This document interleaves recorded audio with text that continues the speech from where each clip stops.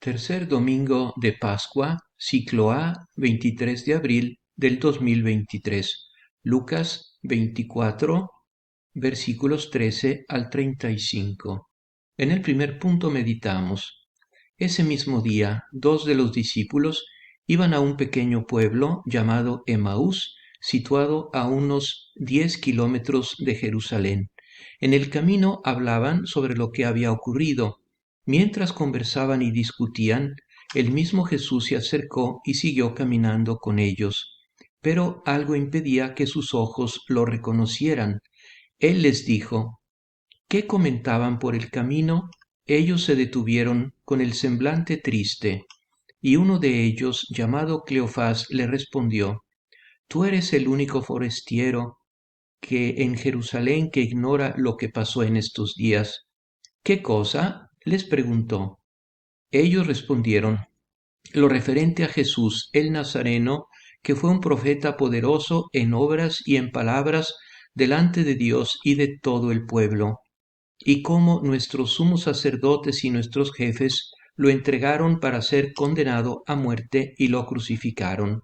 Nosotros esperábamos que fuera él quien librara a Israel, pero a todo esto ya van 3 días que sucedieron estas cosas. Es verdad que algunas mujeres que están con nosotros nos han desconcertado. Ellas fueron de madrugada al sepulcro y al no hallar el cuerpo de Jesús, volvieron diciendo que se les habían aparecido unos ángeles, asegurándoles que Él está vivo. Algunos de los nuestros fueron al sepulcro y encontraron todo como las mujeres habían dicho, pero a Él no lo vieron. Imaginémonos la escena en la cual dos discípulos van caminando hacia Emaús. Ellos, como se suele hacer, van dialogando sobre los acontecimientos recientes en torno a Jesús. El mismo Jesús se les acercó para preguntarles de qué estaban hablando. Como buen maestro y catequista, Jesús primero escucha para aleccionarlos según lo que digan.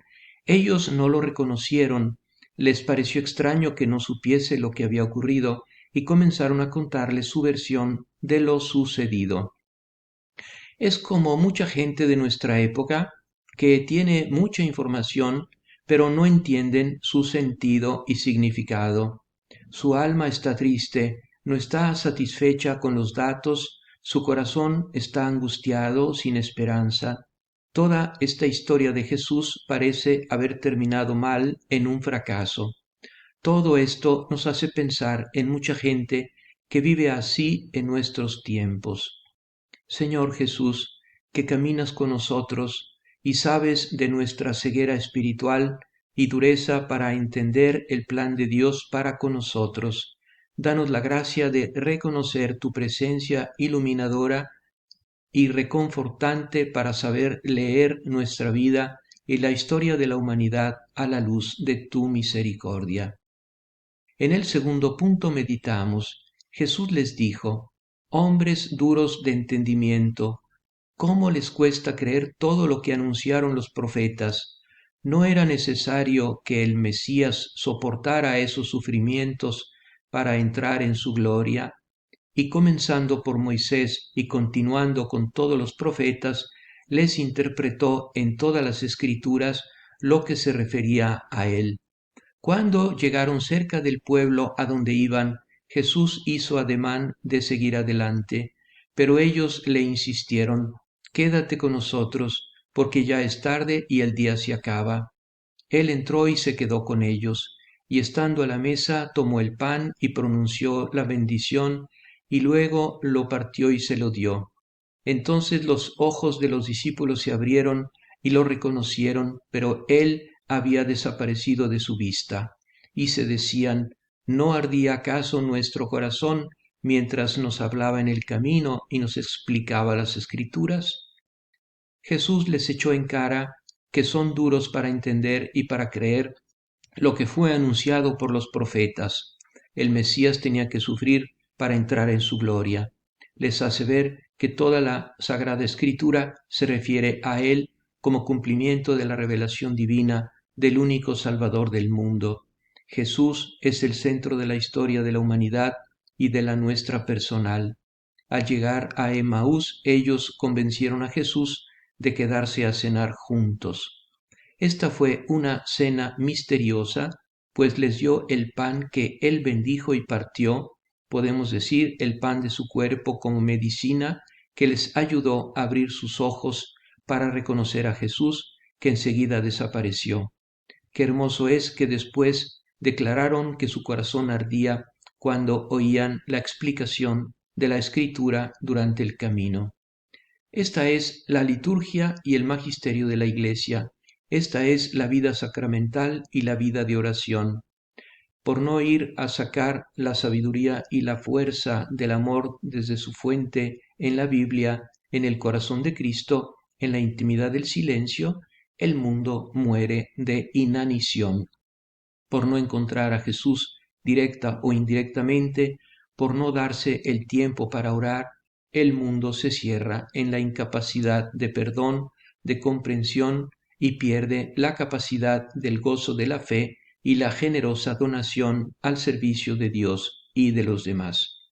Espíritu Santo, fuente de la sabiduría, gracias por el don de la Santa Misa, en el cual nos ayudas a entender con gozo la Sagrada Escritura, nos das el alimento de la palabra de Dios y la Eucaristía, y nos das la gracia de reconocer a Jesús presente, Maestro y amigo, médico y pastor de la comunidad eclesial.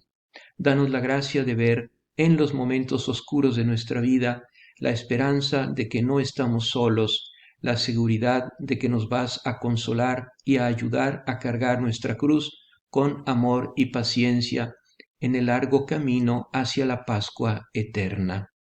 En el tercer punto meditamos.